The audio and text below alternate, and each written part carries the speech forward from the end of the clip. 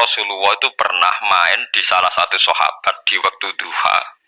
Sahabat itu sakit, ingin ngundang Rasulullah, kepengen dalamnya di kenangan nanti tinggi sholat sinten Rasulullah. Ternyata Rasulullah ketika sholat, anak-anak dan istrinya yang sakit tadi ikut jamaah dan Nabi membiarkan. Bahkan Nabi sempat ngatur soft. Padahal itu satu bentuk sholat yang kategorinya nggak disunatkan apa? Jamaah. Itu makanya Imam Nawawi bilang sholat-sholat yang nggak disunatkan jamaah itu masih boleh jamaah. Seperti witir, duha. Oke, tapi ojo terus jadi gerakan tahajud bersama. Nah, ini kalau ora cocok nih. Wong ora kepengin tahajud kok dijak nopo? Tahajud. Kula nggih nate dipamiti Gus nek tahajud bersama. Cangkem ora usah. Wong sing ngeloni bojone lagi ibadah, bocah ibadah sing ora enak ngene lho. Mergo jare Nabi wis jelas wa fi buti ahadikum sedekah. Tadi kowe iku malah lucu. Wis ibadah kok bocah apa? Ibadah. Jadi sing ngeloni, lho ngeloni ra kudu ngeloni bojo, ngeloni anak iku ya napa? Ibadah. Takono ruhen. Nak ngeloni bojo gak di masa depan ngeloni apa? Anak. Ngeloni anak ki napa? Ibadah. Ning omah njogo anak bojo timbang dhewean ki napa? Ibadah. Mulane kula nu rapati cocok nek ana tahajud bersama oleh tapi aja dadi gerakan. Nek sing pun nglampahi nggih monggo, sing umate seneng nggih monggo, itu tetap baik. Tapi baiknya bergantung sejauh mana ini tidak dimasalkan. Sekali dimasalkan tetap tidak napa baik. Karena nanti punya akibat yang sedang baik diajak baik yang lain, dari baik nikmat menjadi baik gremeng itulah itu perkara kan. Hanya orang kan sepakat kan nak ngumpuli bojo ibadah, kabeh ulama sepakat kan. Dan itu penggemarnya banyak. Terus dijak ibadah yang penggemarnya sedikit. Dasar imamnya ra cocok. Lah itu kan resiko agama dikomentari kan tinggi. Makanya tidak usah dimasalkan. Sing kelon ya keben, sing turu gitu kok. Keben karena turu ki ibadah kan. Wong turu niku mari ra maksiat. Wong zina mergo apa? Mergo ora turu. Wong maling mergo ora turu. Wong ngrasani wong mergo ora turu. Mulane kula nate cerita teng ngaji niki ana ulama wali. Saking seneng ibadah nganti janggal. Ana gak wali sing makome kaya aku. Dituduhno wali sing saurip-uripe mau turu kecuali salat fardu. Iku wali sing setingkat kuwe. Mboten trimo Gusti tapi niku kok turah turu ya takokno sesuk. Kena apa kok turah? Turu. Jebule tak takoki kenapa jenengan turah turu? Ya wong turu ora iso maksiat. Tapi nak kue poso tahajud, jenenge wong melek tepatine nduk ndi-ndi, tetep paling selamat kok turu. Akhirnya ngakoni jebule alim kuwe lah ya dadi turu iku iso dadi wali. Ke wong turu ora ngarah zina, ora ngarah maling, ora ngarah ngrasani wong. Dadi mlane akeh wali sing berangkat saka napa turu. Mlane Ashabul Kahfi ku wali sing kramate ku turu suwi. Mergo turu iku nak tepak. Niku iso dadi napa? Wali. Mulane kenapa keramat Ashabul Kahfi napa?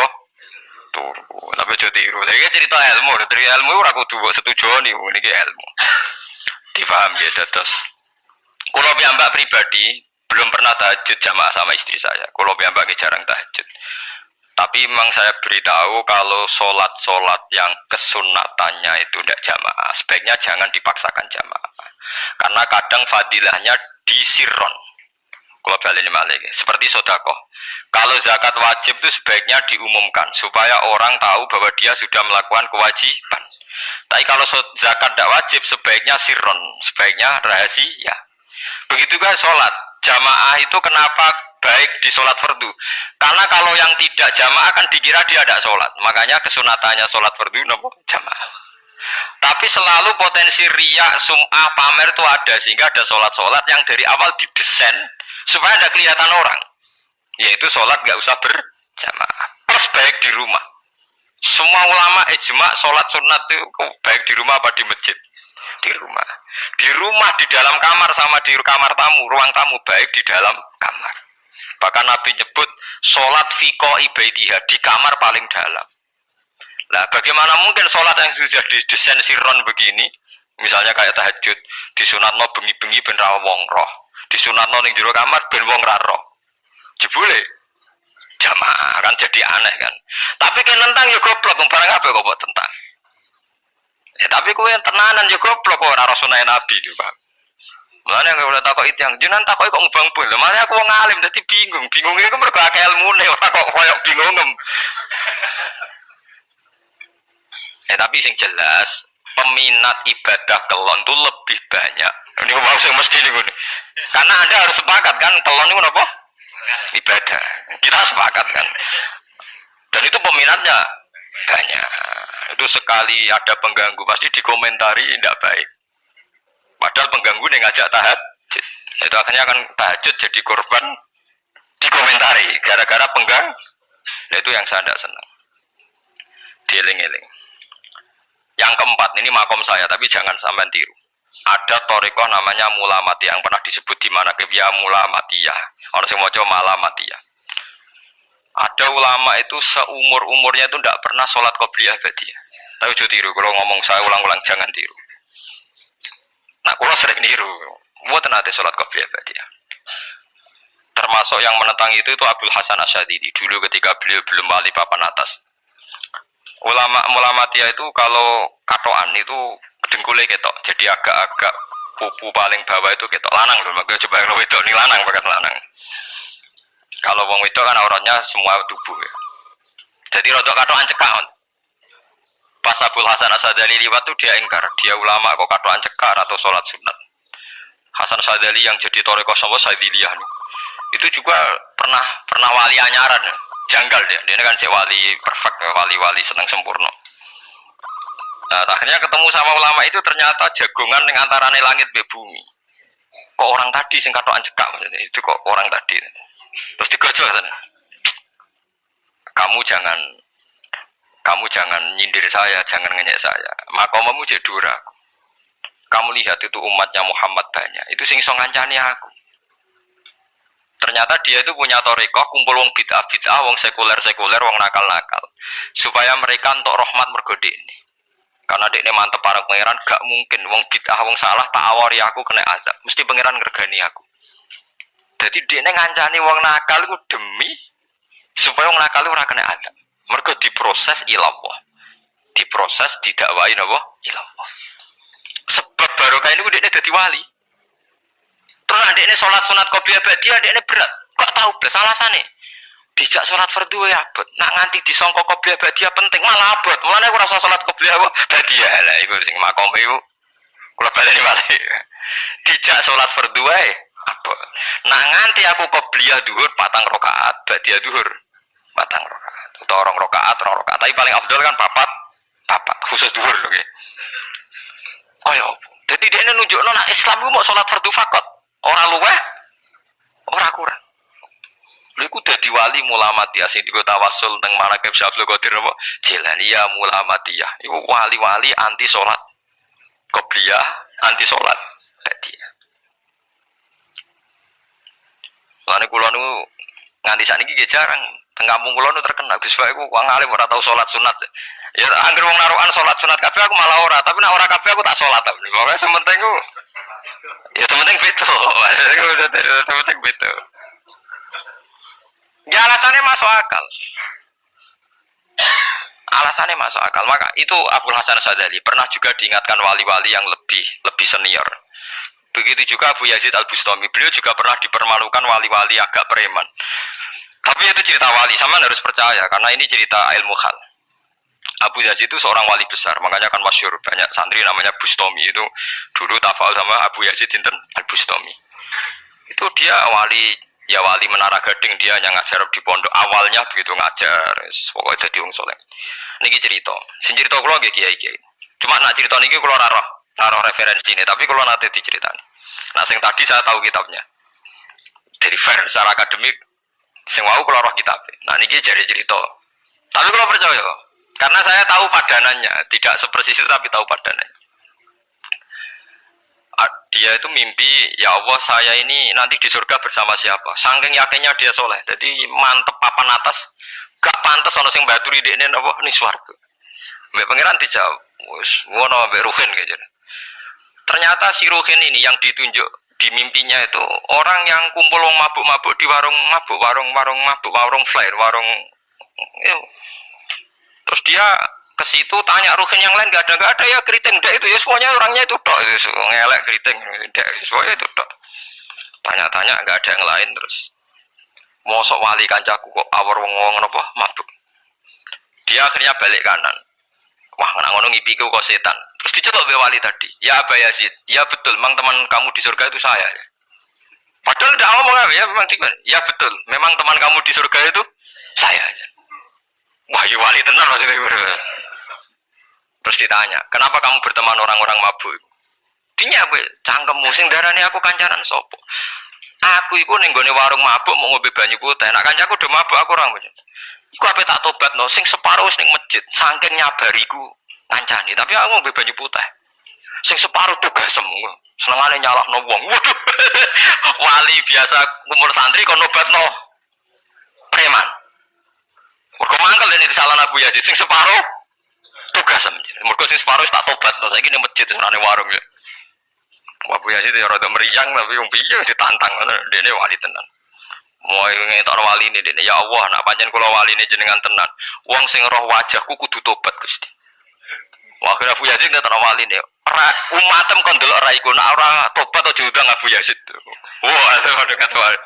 Akhire umatku hadza Abu Yazid. Iku Abu Yazid wali wah. Delok wajah itu. Delok wajah langsung tobat. Makanya ini dua beliau itu akhirnya berteman apa di surga. Ya kan milih wali sing kayak Abu Yazid atau sing. Nah menurut saya cerita ini penting supaya anda sing biasa nih warung ada kemungkinan itu lah. Maksudnya penting kan itu. Artinya berhusnudon be wong ada potensi. Lho nggih, sampean tak ceritani di Yaman itu ada para habaib Maulad Dawilah. Maulad Dawilah itu termasuk habib yang kastanya sepuh. Itu Sayyid Umar Hafid itu sering main di sana di kampung Maulad Dawilah. Niku nggih modelnya nggih mboten ate salat sunat. Yang maghrib, badhe maghrib jagungan sekedap. Kinten-kinten di 10 menit terus salat isya. Kinten-kinten cara mriki nggih 6 seperempat. Ya Sayyid Umar nggih mau gedhe-gedhe tok tapi habib sendiri gitu. Mboten ngenteni waktu isya. Nggih takoki ya. Jenengan habib ndak bedui pokoknya kita bedui. Saking khawatirnya Islam dianggap berat. Mergo Imam Syafi'i ning madhab kaul jadid malah mboten kaul qadim kaul apa jadid nak darani wektu maghrib kira-kira wong salat 5 rakaat nggih terus pokoke wong wudu nutupi aurat salat 5 rakaat yo nate kula hitung kira-kira mau 20 menit dadi nak sampean salat isya setengah 7 wis mesti napa sah cara madhab Imam Syafi'i. Nah, cuma madhab ini enggak populer di ashabnya ditentang nggih oleh ashabnya. Yang populer enteke mego napa abang. Tapi sebenarnya mazhab Syafi'i yang jadid itu. Mulane kula nang jamaah takdim angger kira-kira wis setengah 7 kita jamaah pas lunga. Ya sering jamu kalau tiang-tiang, tapi niki dereng isa. Ya pokoke cara aku wis ngisa, cara aku ora kudu kok. Pokoke cara aku wis isa. Ya sebab kaul jadid malah. Makanya dulu ada seorang ulama berdebat. Sing sitok setuju waktu maghrib niku ngenteni enteke mego napa abang. Ana sing debatnya masuk akal ngeten. Niki sama-sama ulama bapak mbek anak. Padha ngalime, padha sepuh. Ulama iki malah aneh carane nentang yo dekne cara dekne waktu maghrib ku nganti kira-kira setengah 7 nganti jam 7. Engko lagi waktu isya jam 7 seperempat. Pokoke dekne mau nak darani waktu maghrib ku cepet moh. Jadi alasannya masuk akal. Pangeran nak gawe biasanya nak kembarane, jadi nak tandingannya jadi lucu ulama kok. Ulama ya kadang ya lucu. Sampai nak sholat subuh jam piro? 4:30 kan, anggap aja 4:30. Berarti subuh nganti meletak srengenge ada waktu 1 jam setengah. Ana waktu pinten? 1 jam setengah. Lah saiki maghrib iku wis surup. Nggih, maghrib napa surup. Kudune maghrib ku di padanan subuh ana waktu 1 jam setengah. Amun ini setuju, entah mego abang tenan ya naik 1 jam setengah mana dia nak santrine azan jam itu ngamuk, cung paling cepet 7:30. Perkarane dia cara berpikir maghrib dipadakno subuh, yaiku qoblatul isyamsi ana waktu 1 jam setengah jatahe subuh. Kudune ba'da ghurubi syamsi ya ana 1 jam setengah jatahe maghrib. Dadi akhirnya santrine nak azan setengah 7, 7:30. Nah jam itu diamuk tenan. Nak maulid dawilah wali 6/4 wis isa. Perkarane. Lah iku ulama. Ya semelane ya semacam-macam ulama iku macam-macam. Ya sing anut sing umum sing penting ora ruwet. Ya tapi wau as-shalat khairun maudhu'un. Asal salat itu mesti napa apik. Ya asal salat itu mesti napa apik. Soal kaifiyah macam-macam. Nah, sing terakhir sing masalah kaifiyah yang enggak diterima. Apakah boleh witir hanya 1 rakaat? Jawab Imam Syafi'i, na'am, boleh witir hanya 1 rakaat. Kados kula mbak barisa seringnya witir namung 1 rakaat. Ya ora ono ndase, ora ono gurine 1 rakaat fakot. Iku witir sejati, paham? Witir napa sejati. Wah, mereka ora nganggo 3 rakaat yang 2 kan masalah kan? Ono nyicil napa? Nyicil napa? Witir. Jadi kalau tak akaligus kenapa nak witir sitok? Lah aku nganggo witir model piye wae ketoke ora sejati kok. Witir napa sitok? Lha iku Sayyidina Utsman ku sak urip-uripe sahabat terkenal. Niku mboten ate witir luwih kok sitok iki sak rakaat. Tapi aja takok sing diwaca Quran khatam lha iku perkara. Dadi sak rakaat tapi diwaca Quran apa? Khatam. Dadi autara bi rakaatin khatama fihal Quran. Dadi sak rakaat tapi khatam Quran. Iku sinten Sayyidina sinten Utsman. Alasan Imam Syafi'i Nabi tahu witir nganggo 3 rakaat. Dari Imam Syafi'i gak mungkin sing witir tetep sing guri sitok. Mergo sing loro tetep salatun mustaqillatun, salat sing sendiri. Mulane mulai saniki sampean nak mulai solu sunatan minal witir rakaataini jami'ah wis pokoke salatu jami'ah ya la haula wala quwata illa billah. Lah kok nak imam sholli sunnatam minal witir rakaataini wis muni sak muni-muni mumam wis pokoke aku saiki salat. Karena aneh secara fikih aneh bagaimana mungkin sholat yang sudah disalami ya punya status kan? Sholat saya gantung sholat setelahnya. Lalu gunanya salam menutup itu apa? Masa assalamualaikum sementara Gusti ini masih ada. Wis disalami umpama kowe ngentut ya salate sah, umpama aurate kebuka ya sah. Mergo wis bar. Paham ya? Jadi sholat itu ora iso. Jadi mulanya jadi kontroversi. Tapi ya apik, bantah-bantahan sholat ya apik, bantah-bantahan barang apik. Jadi bangke bantah-bantahan iki ayundi malah perkara kan, malah mari fitnah. Ya ada bantah-bantahan perkara napa? Sholat. Jadi ulama iki macam-macam. Jadi sing terakhir kula terangno tentang filosofi sholat. Di kula suwun sing ngaji kula sing seneng kula senajan to donga iftitah mboten wajib.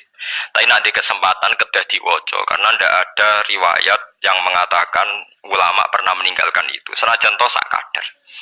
Terutama pas napa inna sholati wa nusuki wa mahyaya wa mamati lillahi rabbil alamin. Salatku, ngibadahku, matiku, uripku namung kersane Allah. Utawa namung kangge Allah. Karena ini menjadi filosofi sing dadekno salat mari ahli jannah. Jadi kita nak salat mesti ahli jannah. Wong qad aflah, teman-teman bejo wis mesti bejane. Sampeyan ora usah wedi suul khotimah. Niku waswase setan. Mboten enten suul khotimah. Setan niku keliru, semua meten-meten itu. Nah, setan percaya suul khotimah ikon gawe suul khotimah. Mulane kula anggere wedi suul khotimah omongan kula setan. Tan setan nak pancen aku mbok weden-wedeni suul khotimah yo gawe wae aku ben suul khotimah. Aja meten-meten itu. Dan gue kita jadi pangeran, gue dewi ora siap jadi pangeran, ya ora pangeran kok meden-medeni aku. Jadi setan memang harus dididik, kudu diancam, paham ya? Mulane kula ana kiai pemuja setan kula ora seneng setan godhone ngene kiai ra mesti selamat, wong top-top ra mesti selamat. Itu namanya memuji setan karena dia nganggap setan itu luar biasa. Setan kudu mbok prekno, mbok anggap gagal, tahan setan cek goblok, kemke meden-medeni aku suul khotimah aku tetap salat. Berarti kowe gagal. Karo dene aku kepengen menungso sesat kabeh ya sesatno wae ora usah meden-medeni jare ke kondang kok trimo mok ngono-ngono tok ae. Bedene ya ora tingkat kegagalannya, paham nggih? Jadi setan harus dididik bahwa dia juga sering gagal. Setan kan ingin manusia enggak sholat semua kan, zina semua, maling semua. Ternyata kita enggak maling. Yang sholat juga banyak. Itu kan berarti tingkat kegagalannya apa? Setan. Lah kita ndak ora dan setan ku salat puluhan tahun digodho ilang gandene goblok kowe. Nak wong ku salat puluhan tahun berarti puluhan tahun dalam kegagalan setan. Mergo wong salat berarti setane Gagal. Kula mbek setan niku saiki tambah wani. Ya mletene ngono kon bun rokok ya kok gelem. Misale dene hebat kan mboten purun Gusti tak ning swarga mawon. Ternyata dene mlebu swarga gak iso kan? Lah ya mletene lah ya wong lemah ngono kok mbok entuk. Artinya setan kan lemah sekali kan? Lha iku sodaqaul azim ketika ngendikan inna kaida syaitani kana napa dhaifa. Sebenarnya setan itu dalam bahasa Quran itu dhaif sekali. Lemah sekali. Tapi kita sering muji. Nggih, sering napa? Sering muji, darani setan hebat, wong wali, wong alim kadang digodho kena. Ya soal kena, cara kena, akeh ra kena, ngono wis akeh napa? Akeh boten napa? Kena. Minimal ngeten lho sampean. Tapi kula nate Gus kepengin tahajud terus itu tahajud berarti setane menang. Tapi setan ora sekedar kowe kepengin ra tahajud, kepengin kowe kafir. Omong kira tahajud tenan iku ya setan isih rugi kok. Tapi kowe jek Islam, tapi jek mlebu swarga, kepengin iku nganti apa? Kafir. Jebule kowe ora kafir kan? Lan ana ulama nak tangi turu gak tahajud, dene nangis. Angger kae gak tahajud nangis. Terus matur mbek pangeran, Gusti kenging napa kula mboten kasil tahajud. Ambek pangeran dingendikane ngene, teng kitab Al-Minanul Kubra karangan Imam Saroni. Kowe ku ulama kok bento. Sing nurokno kowe sapa? Nggih jenengan Gusti. Sing maringi tangi sapa? Nggih jenengan. Lah wis anggap ae kabeh kersahku, ora kersane setan. Wis bar. Mulai aku lara mati tahajud keterusan ya tenang mawon kula duwe ilmune, kowe lama kok bento. Sing nurono kowe sapa ki jenengan Gusti? Sing nangene sapa ki jenengan kula iya sak kabeh ku sing ngersakno aku rido ra wis bar jan. Mulane nek nak tangi ra tahajud ge rido mawon. Apa meneh bedino.